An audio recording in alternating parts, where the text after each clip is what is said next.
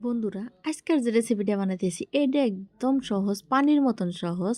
তো এই রেসিপিটা একদম ছোট যে মানুষ আছে না তারাও বানানো পারো, খুবই সহজ। আর সকালে যদি মনে হয় যে বিস্কিট চানার কত খামো, তো এই রেসিপিটা বানায় খাওয়া পারো।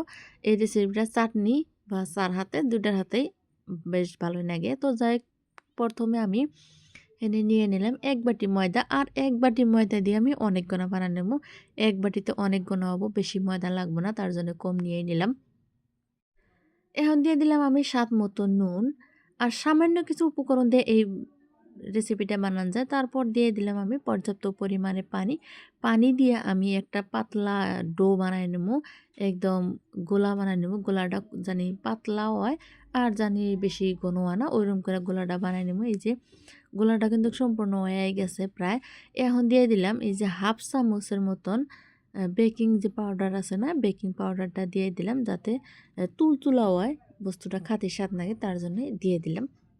দিয়ে আবারও ভালো করে নাড়াচাড়া কইরে একদম ভালো করে মিক্স করে নিতেছি যাতে খুবই সুন্দরভাবে মিশা যায়।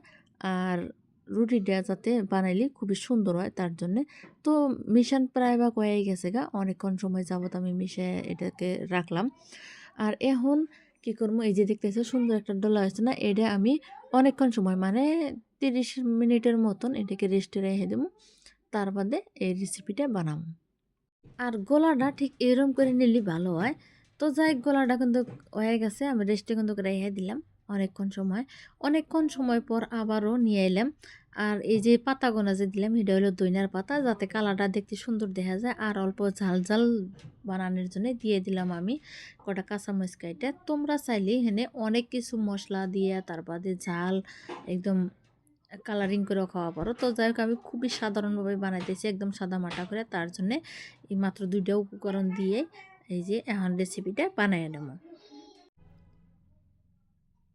আমি এখানে একটা তাওয়া নিয়েছি, তাওয়াটা গরম হয়ে গেছে গা। এখন দিয়ে দিলাম আমি তেল। আর এই যে তেলটা যে দিছি, একটা নারী পাতা নিছি, নারী পাতা দিয়ে ভালো করে ছড়াই দিতেছি জানি তেলের পরিমাণটা কম লাগে। এটা হয়েছে গ্রামের মানুষের বুদ্ধি, নিনজা টেকনিক। তো যাই হোক, আঙ্গরে ব্রাশ টেরার কিছুই লাগে না, আমরা একটা পাতা হইলি আমরা সুন্দর করে কাম করা পারি, যেহেতু আমরা গ্রামের মানুষ। তো যাই হোক, আমি এখানে এই যে গোলাটা যে গোলায় রাখছিলাম ওই গোলাটা ১ চামচ দিয়ে দিলাম। আর এই গোলাটা লাহে লাহে জাল দিমু। আর এই যে দেখতেছ গোলাটা কিন্তু ফুটি কাটতেছি না, এটা একদম সুন্দর সুন্দর ফুটি হবো আর একদম নরম একটা তুলতুলা রুটির মতন হবো। তো যাই হোক, অল্প সময়ের পরে আমি কিন্তু ঢাকনা দিয়ে ঢাইয়া দিই নাই, সুন্দর ছিদ্রযুক্ত এই যে পিঠা একটা হয়ে গেল গা। আর এটা চার হাতে বা চাটনির হাতে খাতে খুবই ভালো লাগে।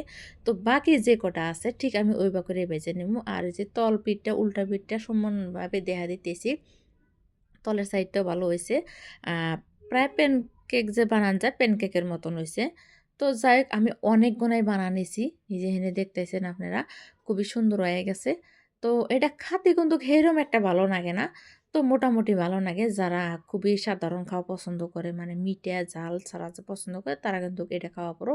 বা তোমরা জাল দিয়েও খাওয়া পারো, বা এরতে চিনি যোগ করে খাওয়া পারো, চিনি দিয়ে একদম মিঠা টিঠা দুধ টুধ দিয়ে বানায় খাওয়া পারো।